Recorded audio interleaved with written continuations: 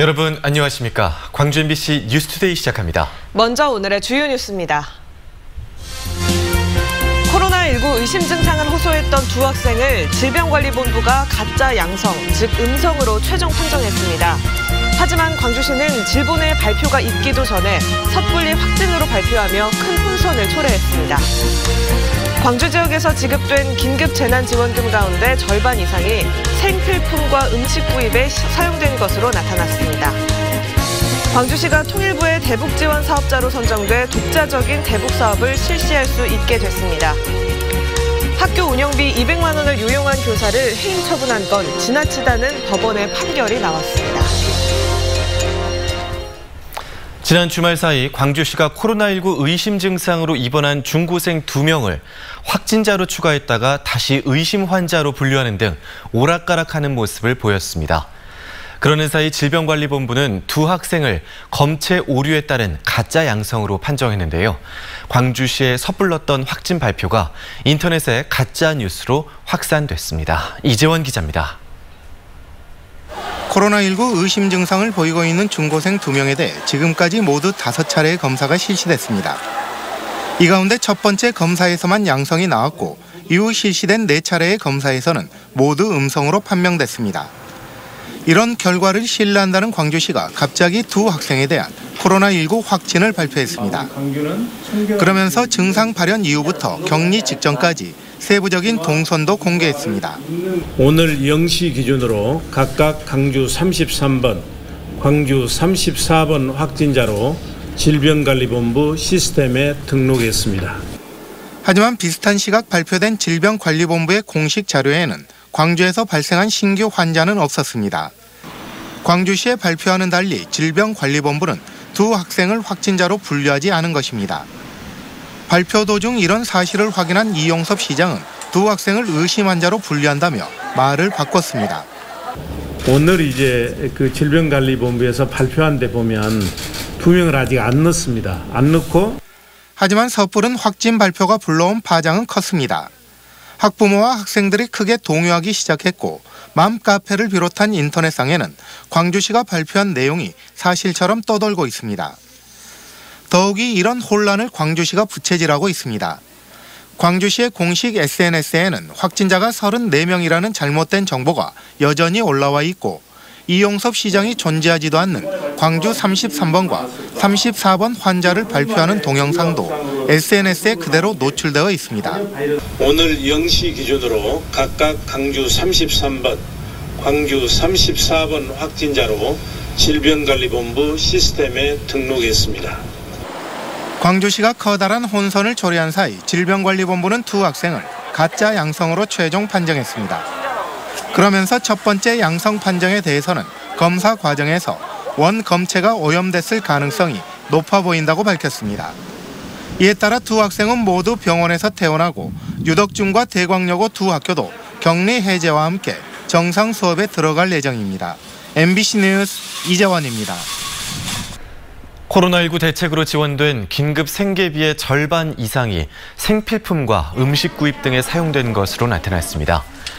광주시에 따르면 중위소득 100% 이하 가구를 대상으로 지급한 긴급 생계비 1,000억여 원 가운데 43%가 슈퍼와 편의점, 18%는 음식점에서 사용되는 등 전체 지원액의 61%가 생필품, 음식 구입 등에 사용됐습니다. 광주시는 긴급 생계비를 비롯해 소상공인과 일자리 지원책 등 코로나19 대응을 위해 추진한 민생 안정 대책이 지역 경제에 숨통을 튼 것으로 분석하고 사각지대 없는 맞춤형 대책을 지속적으로 추진하기로 했습니다. 비가 지나고 다시 맑은 날을 되찾았습니다. 현재 위성 영상 보시면 구름만 조금 지나고 있는 상태인데요.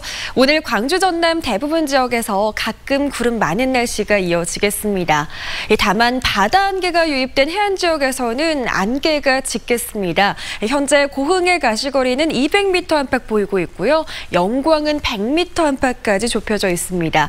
내일 오전까지 안개가 짙겠습니다. 교통안전에 주의하셔야겠고요. 항공 항공기 운항 정보도 확인 잘하셔야겠습니다.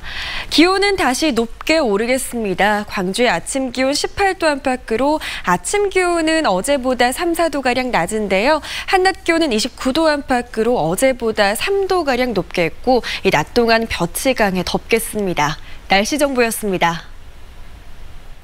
한국수자원공사 직원이 자신의 딸이 근무하는 다른 지역 수도관리단을 찾아가 딸의 업무를 바꿔달라는 청탁을 했다는 의혹이 제기됐습니다. 한국수자원공사 측은 매우 이례적인 일이라며 감사에 착수했습니다. 박영훈 기자가 취재했습니다. 30여 명의 직원이 근무 중인 한국수자원공사 진도수도관리단. 이곳의 책임자인 단장은 지난 4월 말과 5월 초 두 차례 같은 손님을 만났습니다. 방문객은 한국수자원공사 모 지역본부에서 근무하는 A씨. 지난해 입사해 진도수도관리단에서 검침원으로 일하는 자신의 딸의 업무를 바꿔달라는 게 핵심이었습니다. 평일에 두 차례나 찾아와 같은 얘기를 반복한 6급 직원에 대해 1급 단장은 명백하게 부서장의 권한을 무시한 청탁이라며 황당하다는 반응입니다. 전출간 직원의 자리를 주라. 그리고 이제 여기 와서 이제 얘기를 하는 거예요. 그걸 두고 났어요. 그 말이 안 맞죠?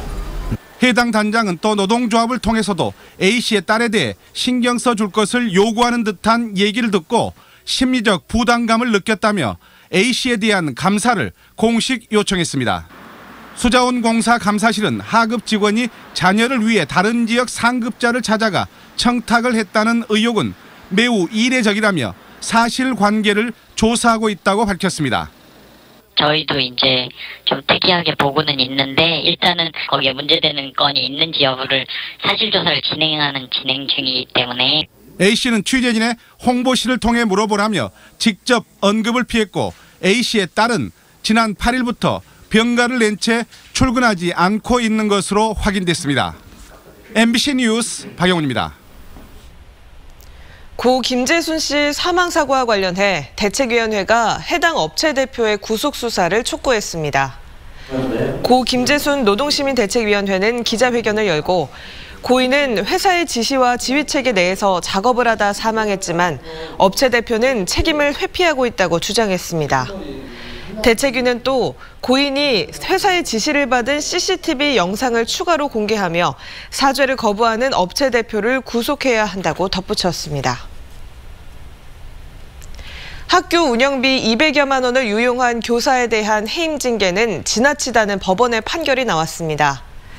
광주지법 행정 2부는 A씨가 광주시 교육감을 상대로 제기한 해임 처분 취소 소송에서 A씨의 해임 처분을 취소하라고 판결했습니다.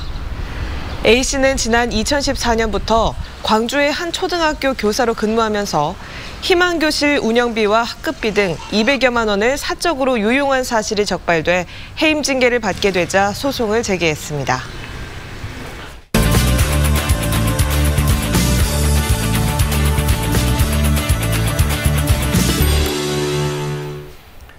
더불어민주당의 차기 당대표 자리를 두고 후보들 사이에서 친이낙연 대 반이낙연 구도가 형성되고 있습니다. 당권과 대권을 분리해야 하느냐가 논란의 핵심인데 좀 더 자세한 내용 정준호 변호사와 짚어보겠습니다. 안녕하십니까? 안녕하십니까? 네, 안녕하십니까? 우선 더불어민주당의 당대표 후보 누가 나와 있습니까? 예, 현재 5명이 거론되고 있습니다. 부동의 지지율 1위를 기록하고 있는 이낙연 전 총리, 그리고 당대표 당선 시에 대권 불출마를 외친 김부겸 전 장관, 원내대표를 지낸 두 분이시죠. 홍영표 우원식 의원, 그리고 이낙연 총리가 당대표 불출마를 하면 나오겠다는 송영길 의원, 이렇게 5명입니다. 네, 김부겸 전 의원은요, 이번에 당권에 도전하겠다고 밝히면서 당대표가 된다면 2년 임기를 다 채우고 대선은 포기하겠다라는 발언을 했는데요. 이 발언에 대해서 어떻게 보십니까? 예, 김부겸 전 장관의 이낙연 대세론에 맞서는 아주 현실적인 투트랙 전략이다라고 얘기를 할 수 있을 것 같습니다. 네. 김부겸 전 장관은 이 명분으로 이낙연 전 총리가 불출마를 하면 당대표에 아주 승산이 있다고 보는 것 같습니다. 만약 대표에 낙선을 하더라도 김부겸 전 장관은 두고두고 이 발언으로 대선 경선 토론에서도 이낙연 전 총리를 공격할 것입니다. 제가 보기에는 이게 악수가 될 수도 있다고 보는데요. 본인은 결국 당원과 국민이 결정지어주는 운명에 순응을 하겠다는 건데 오히려 당원들이 김부겸에게 선명한 대권 불출마 선언으로 진정성을 먼저 보이라고 하면 어떻게 할까요?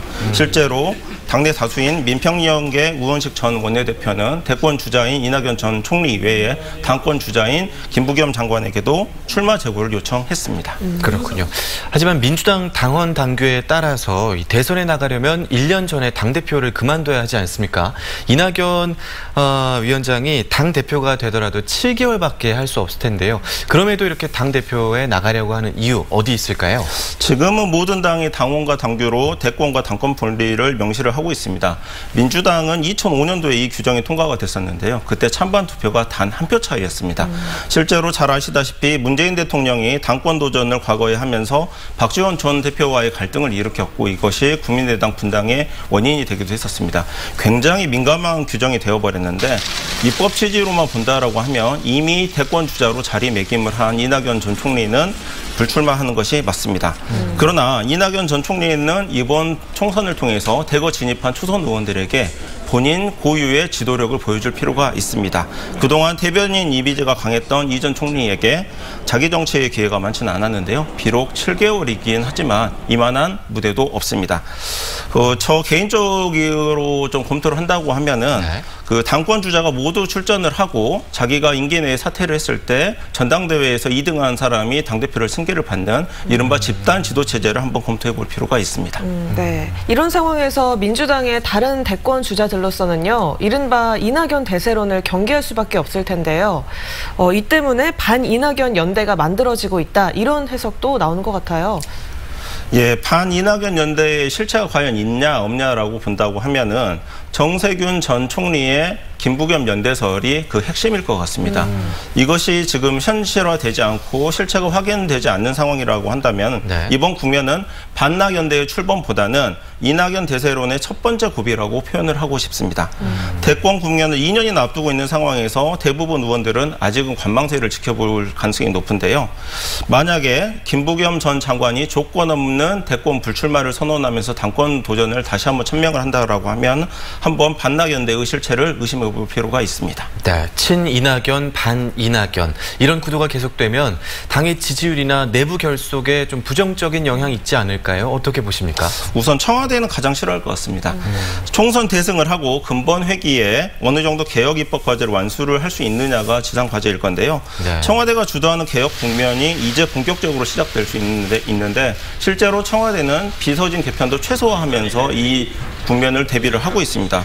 이런 상황에서 차기 대권 구도가 조기 고착화되는 것은 매우 싫어할 것 같습니다. 그리고 통합당은 예상보다 빠르게 김종인 체제가 시작을 하면서 기본소득 등 민생 드라이브를 걸고 있습니다. 상임위 배부 문제로 시끄러울 것 같고 다음 달엔 대통령마저 공수처 설치를 적극 주문을 했는데 이런 상황에서 당권 경쟁이 치열해진다면 당연히 당 지지율에 영향이 있을 겁니다. 네, 잘 들었습니다. 지금까지 정준호 변호사였습니다. 오늘 말씀 고맙습니다. 고맙습니다. 감사합니다.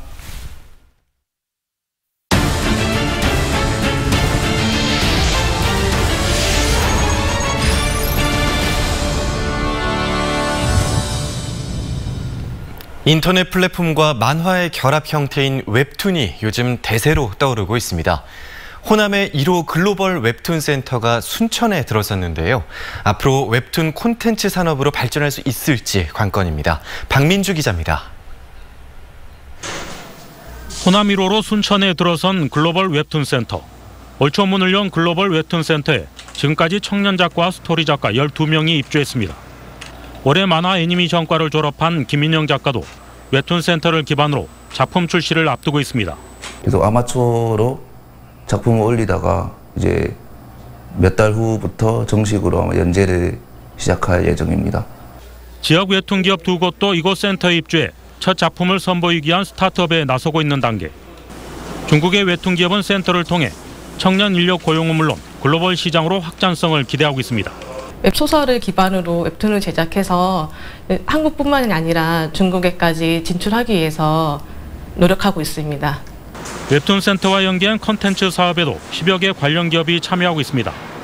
순천대가 산학협력관을 무료로 제공하고 순천시가 국비 사업으로 2년간 70여억 원을 지원하면서 입주 기업이 늘었습니다. 앞으로 관건은 웹툰 콘텐츠 산업으로 발전할 수 있느냐 하는 겁니다.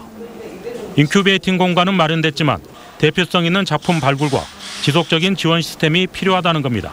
그 히트 상품에 의해서 여러 가지 파생되는 이제 산업화될 수 있는 그런 것들이 나올 수 있으니까 어쨌든 그렇게 나올 때까지 순천시 측에서 지속적으로 좀 이렇게 지원해 줬으면 하는 그런 생각입니다. 1조 원 규모로 성장한 것으로 알려진 국내 웹툰 시장. 호남이로 글로벌 웹툰 센터가 콘텐츠 허브로 도전에 나섰습니다. MBC 뉴스 박민주입니다.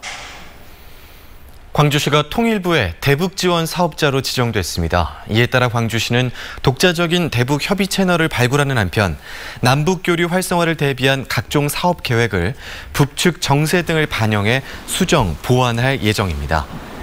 대북 지원 사업자로 지정되기 이전에는 광주시가 남북 교류 협력 사업을 추진하려면 반드시 민간단체를 통해야만 가능했었습니다. 벼농사를 지었던 돈에 유채 같은 경관작물을 재배하는 곳이 많습니다. 농촌의 풍경을 바꾸는 건 물론 관광과 식품 산업으로서도 새로운 길을 만들어낼 수 있을지 기대를 모으고 있습니다. 양현순 기자가 취재했습니다. 호남의 소금강으로 불리는 월출산. 벚꽃과 노란 유채꽃이 어우러지며 지난 봄 산자락 평야지대가 그야말로 꽃천지였습니다. 2018년 이전까지는 대규모 벼농사가 이루어졌던 곳. 쌀 과잉 생산을 줄이기 위해 경관작물을 재배하는 곳이 됐습니다. 겨우내 비워야 했던 아까운 땅에 유채를 심으면서 사계절 풍성한 농지가 농촌마을 볼거리를 제공합니다. 수확하고 나서는 전 농지가 그 놀다시피 했어요. 그랬는데 이 영암농협에서 이걸 그 경관작물로 심자고 그 아이템을 내서 관광자원으로 쓰인 유채는 수확 뒤 기름으로 짜내 전남의 친환경 학교급식에 공급됩니다. 농업과 관광, 특산물 가공을 아우르는 겁니다.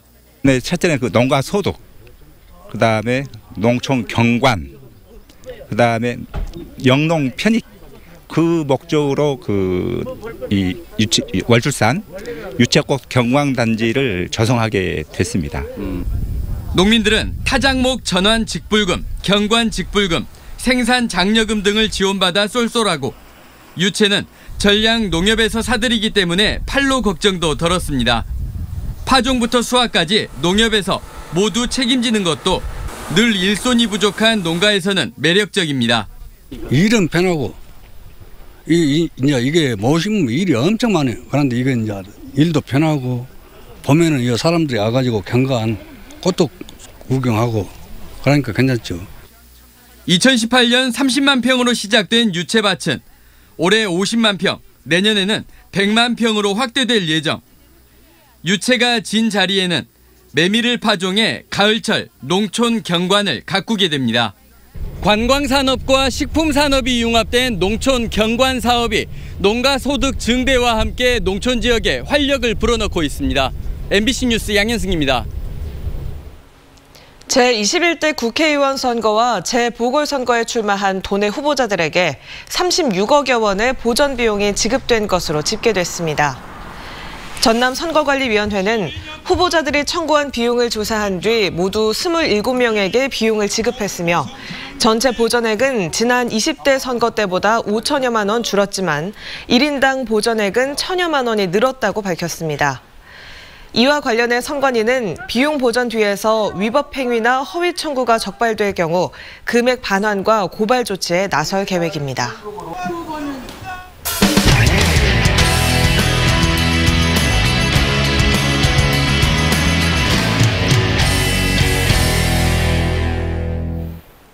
최근 여름철 불청객인 모기가 벌써부터 기승을 부리고 있습니다.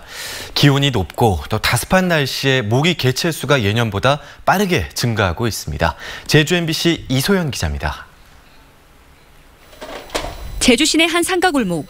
보건소 직원들이 하수구 뚜껑을 열고 살충제를 뿌립니다.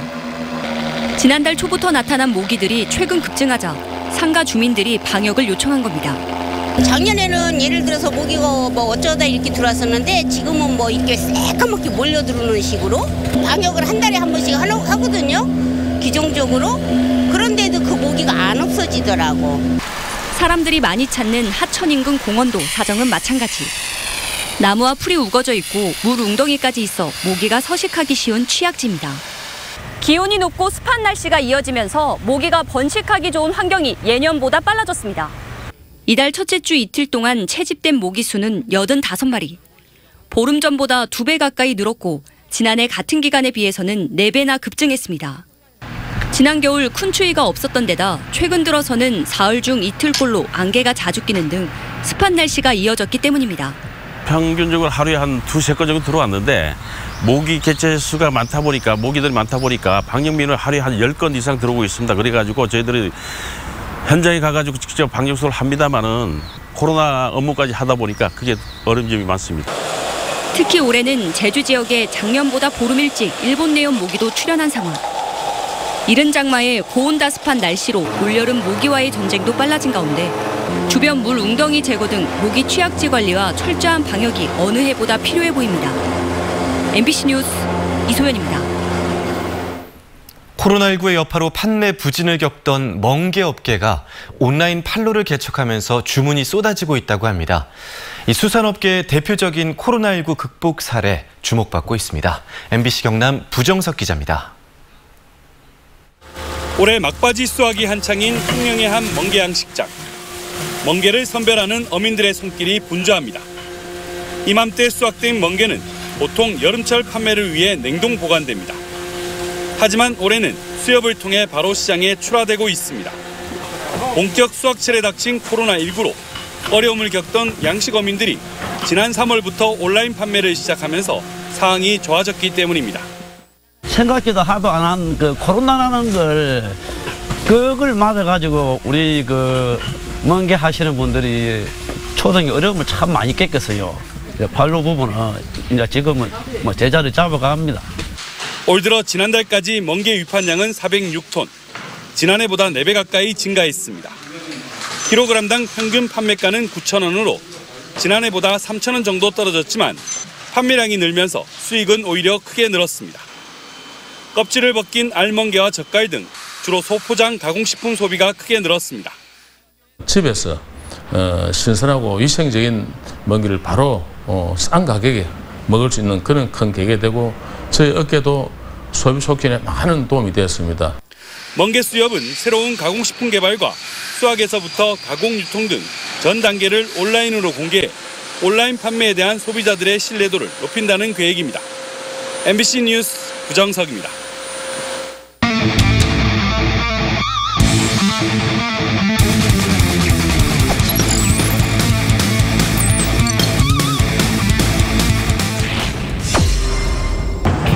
풀카운트 피치 얻어 올렸습니다. 좌중간 좌익수 잡지 못합니다. 완벽하게 가났습니다. 3루를 돌아서 홈으로 그리고 정현도 3루를 돌았습니다. 두 명의 주자가 홈까지 들어옵니다. 김광민의 2타점 적시타 얻어 올렸습니다. 높게 갑니다. 계속 갑니다. 아직도 갑니다. 담장을 넘습니다. 최정 와이버스 한 점을 멀어집니다. 최정 선수의 홈런 SK 2구 밀어 때렸습니다. 타구의 방향은 오른쪽 우중간에 떨어집니다. 3루를 돌았고 류지혁이 홈으로 홈까지 들어옵니다. 기아 타이거스의 첫 번째 만회점 베테랑 김주찬의 적시타입니다. 때렸습니다. 높게 갑니다. 우측으로 탐장 멀리 탐장 홈런입니다. 마지막 순간에 자신의 타이밍으로 돌아오네요. 자, 시즌 10번째 웨스턴 터커 일요일에만 홈런 4개째를 기록하고 있는 올 시즌입니다. 스코어 3대2 한 점 차.